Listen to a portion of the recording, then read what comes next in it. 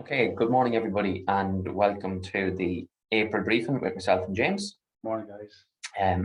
We haven't been on in a while, James. Oh, no. So we have to put it down to COVID impacting in the office environment. I think that hit us in February. Yeah. And then March was, it is as well. and then we're absolutely out the door, which is a good complaint. March was holiday season and many other things going on, so there's always an excuse. But we are committing to doing the monthly briefings because we do get good feedback. And we appreciate the feedback. So this morning we're just going to, first of all, obviously in relation to who we are. Hopefully you're listening in. You're familiar with the company at this stage.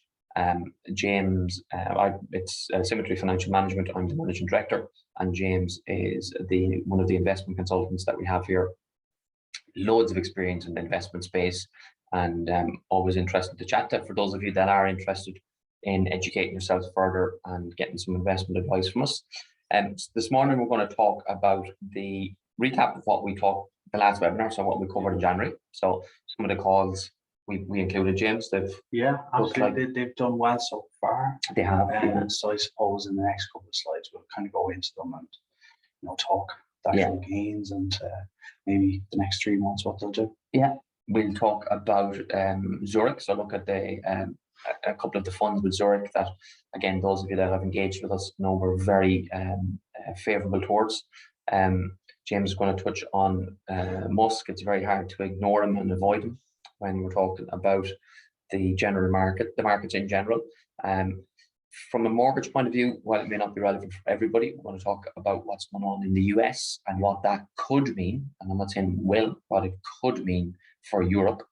And obviously we can't avoid the war in Europe and what effect that is going to have on certain commodities. So that's basically it. We're going to try and get through it all within 15 minutes. So do you want to take the recap, James? Absolutely, yeah. So I suppose back in the last webinar, we kind of gave some calls, what we thought was going to do well. So you can't avoid it. The miners, BHP, the largest miner in the world, really good gain there. 21st January, we were, kind of recommending it, and it's done a 14.7% gain over that period. And again, these are valued with pounds in the ground. So, they own mines, copper, etc. And those commodity prices have just went up. So, they own the assets. The assets went up. Has to reflect in the share price. Yeah. Same with Rio Tinto, just not to as much as an extent, but still 8.8% gain, really, really good. Albemarle is coming up next. Rio Tinto, the one thing you would point out, Rio Tinto and any of these companies, it has been a turbulent couple of months. Absolutely. So the gains are there, they're there to see, but in relation to what's happened in that 2-month period, there have been peaks and troughs. So not necessarily for the faint-hearted. No. And we are just looking at this in terms of what areas we identified back in January. Yeah, that we thought were good bets, kind of in the current climate. And, back at the 21st of January, the war in Ukraine wasn't really where it's at now. And that's definitely helped those positions. So Albemarle, not as big as a gain, lithium producer, still done okay, 2% gain. Now, this was the biggest return that we had was in the energy index, just done fantastic. Again, it was helped by the war in Russia. Crude went up to 130 at one point. It's now probably 103, 104. So there was a 28.92% gain since 21st of January. So really, really good there. Short-term place. Absolutely. And again, we kind of will always overlap with financial advice point of view. This is not where the bulk of your money goes. This is for the 10 or the 20% that you kind of want to put into a brokerage account and take some investments. See how you get on. Absolutely. Yeah. And then I suppose the last one was financial. So we got the yields right. So, I think back in January, yields were probably at 2-ish%. And this week, the 10-year hit 3%. So typically that's quite good for banks. Their profit margin increases. But for the financial sector here, which is the XLF, which is an ETF that tracks all the big banks, it hasn't actually, done that well. So, if you were to invest when we said, you would have lost 0.3%. So basically flat. Yeah.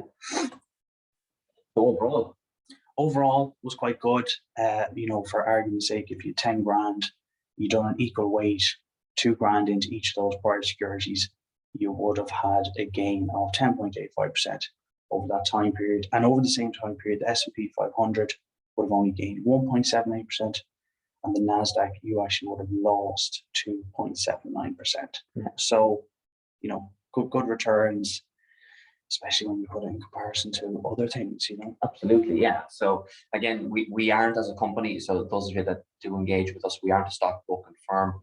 You are aware that we have an interest in commodities, in equities, in the stock market as a whole. But in relation to accessing and picking those stocks, as we say to all our clients, we're happy to have the conversation with you, but it won't be executed through us. In terms of advice, it would be done on an execution only basis. Yeah. Okay, so that is and financial warnings apply. All the usual financial warnings. It's not financial advice. Talk to us if you want to look at it any further. Yeah, so all the usual warnings. So we have to get that in there for our compliance. And so in relation to then Zurich, so just having a quick look at what that looks like in a fund structure. So now this is just the last 6 months. Yeah. So it's kind of taking a snapshot, and you've included there the ones we like. Absolutely, yeah. So I suppose we really would recommend, Zurich, we would always recommend, real quality fund managers, long track record. And don't sponsor this webinar. Absolutely no. But 5-5 Global, and I think definitely Tech 100 would be funds that we would always recommend to clients. And you can just kind of see over the last 6 months, in comparison to other funds that Zurich provide, they haven't performed as well. So we've also put in long bonds, so that would be long duration bonds, so 10, 20, 30-year government bonds, and they have performed quite poorly, especially when you look at people always saying, bonds are more secure than equities, but if you actually look at it, you've lost probably 13% in long bond as opposed to flat. Yeah. And that's just in 6 months. Exactly. And the other reason we show this is if you are in the mindset that you are actively investing, but let's say it's a pension fund, and how do you access the energy index or the mining companies, for example, you don't necessarily have to take that risk, that security risk. So what you're looking at here is a index tracking, in this case, global energy and metals, or tracking gold, tracking long bonds, whatever it is that you're actually chasing. If you had invested in the global energy index here, as an example, you would have made very similar returns as you would if you had invested in some of the other companies we've just mentioned. So you can achieve it in that insured structure. Absolutely. Okay? So you don't have to buy and hold gold, for example, to achieve the return on gold. Yeah. You don't have to buy oil or store oil to achieve, or metals. You don't have to buy the actual commodity itself to achieve the return. Yeah. Now, what is interesting, and this is the 6 months, so then if we look at this exact same chart and we spread that out over 10 years, it's a completely different picture. Yeah. So this is where the conversation around long-term investing comes in, and it's what you'll always hear us talking about. It's time, and time. So that's what you have to take.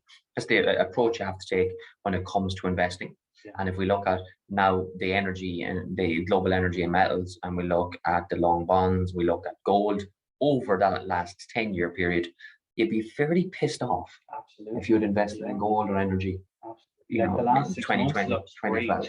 Yeah. And it's a lot of noise about it in the paper. That's why we're covering it. Yeah. But you haven't made a penny. In fact, you've lost money over the previous 10 years if you've been invested in energy, metals, gold in particular. And there's a lot of gold bugs out there. A lot of noise on Twitter now about gold. Is there? Yeah, you can see their point of view. You can. Yeah. It's just like they'll wait forever for this massive crash to happen and the world to just go in flames. But ultimately, if you're in those equity funds, and especially with the 5-star fund global, like I know NASDAQ, when you look at the 10 years, it's just done ridiculously well. But you are taking a sector risk there, whereas with 5-star fund global, you're diversified across sectors, countries, companies, and over a 10-year period, you can really see how well it's done. Mm-hmm. So why are we talking about Musk? Oh, why aren't we talking about Musk more importantly? So I think back on a prior video that we had done, we actually discussed, I think it could have been September, October, Kimball Musk, so the guy in the big hat there. Cowboy, yeah. who owns lots of restaurants, is also kind of on the board of Tesla. So he sold $100 million worth of shares. And then the day after, Elon Musk goes on Twitter and he asked to do a poll whether he should sell 10% of the company. And then the Monday after, when trade opens for Tesla shares, Tesla shares fell hugely, between 10 or 15%. Yeah, and it's not the first time he's done. And it's not the first time. So it's a clear insider trade. Yeah. Why would Kimball sell the day before? So they're finally getting investigated for that. So I thought we would bring that back to light. Yeah. What's also interesting there, before we expand on the current Twitter noise, Twitter news, is he gets away with the insider trading, if we want to use that term, in the cryptocurrency space. And he has done so, again, whether it's to his financial gain or the financial gain of his friends, family, and colleagues. It's an unknown because it's not a regulated space, but he is extremely active on Twitter, and it has in the past, and more than likely will continue into the future, influence the price both up and down of particular cryptocurrencies. Dogecoin been one that would jump out, but there have been other ones that he has put noise behind. So in the regulated space, which is obviously where Tesla and Twitter live, he does fall under SEC security, and it looks like he could be getting into trouble here. Not that he seems to give it to us. No, absolutely no. The lawyers are very happy. Yeah. He's got a legal team happy to represent him. So obviously the news around Twitter, he's taken 10% of the company, putting feelers out there to take over the business, take over the company. So if you're a Tesla shareholder, you'd be a little bit nervous. He needs probably 40-50 billion to buy it. Where's he going to get that money? Selling Tesla shares. There is all speculation that he's going to possibly team up with a private equity company to purchase it. But very interesting. Yeah. Especially in the social media space. Trump has his own, media company now, which doesn't seem to be doing too well. Truth. And I suppose truth hasn't lived up to its potential. Yeah, it's fully there for it. Yeah. But there's a lot of kind of noise in the space regarding social media companies. So then on to the towards the end then. So basically we're talking about the mortgage rate in the US has broken the 5% rate, which is a benchmark and something that is watched, is scrutinized. You've given here, is it the 10-year term? So this is actually a 30-year fixed in the US. And the average, you've given given average over the last 10 years for the 30 year. Absolutely. I think this starts from probably the 2021. This starts from probably 2012, correct? So it's about a 10-year period. And you can just kind of see, should they have locked in? So where are we right now in Europe? The question is, where are we in Europe compared to what our colleagues are going through in America? So if you look at mortgage rates in 2021, even early 2022, were as low as 3%. Now that sounds high in Ireland, and it would be. It would be the top end of our mortgage rates. 3.5% would be the top end for the principal dwelling home. Now these are 30-year rates. So again, it's important to bear in mind here in Ireland, we didn't have 30-year mortgage rates until very recently. So it's literally in the last six to 9 months where you have the choice of a 30-year mortgage rate. It didn't exist. But in America, what's happened over the last 3 months? As those rates have almost doubled. So if you're now shopping in that 30-year mortgage rate product, your rate has gone from 3% to just over 5%. And we do mortgages. Affordability is a really big aspect. Correct. Those mortgages have just gotten more expensive, so they might just not meet those affordability criteria. That wets demand, and this pushes into bigger things, commercial real estate, multifamily apartments, so on and so forth. These guys have bought at really, really expensive multiples, with the aim of always refinancing, and now that can't happen. So it could be a bit of a cascading effect. And then I suppose you can already kind of start to see some of the second order effects from those mortgage rates. So a lot of wood is used to build houses in the US, and you can kind of see that, you know, the price for lumber has already come down from, you know, kind of coinciding with those rates spiking in 2022. You're looking at lumber at 1,200. It's now at, you know, 938 from that screenshot. So all lumber last year, I think in one of our webinars we were talking about the price of lumber and where it was going to go, and it did peak. It went astronomically. I think in the 6 to 12 month period, more than doubled in price. So obviously some of that will also be profit taken, but it's driven by the potential slowdown in the housing market. And then lastly, then in relation to coming to the end, then in relation to the war in Europe, cannot be ignored, and Ukraine being the wheat basket of Europe, we obviously have to bear in mind what that's going to achieve. We'll talk about that next. But in relation to the Russian index, so I mean, I think the chart, it just answers everything. It speaks for itself.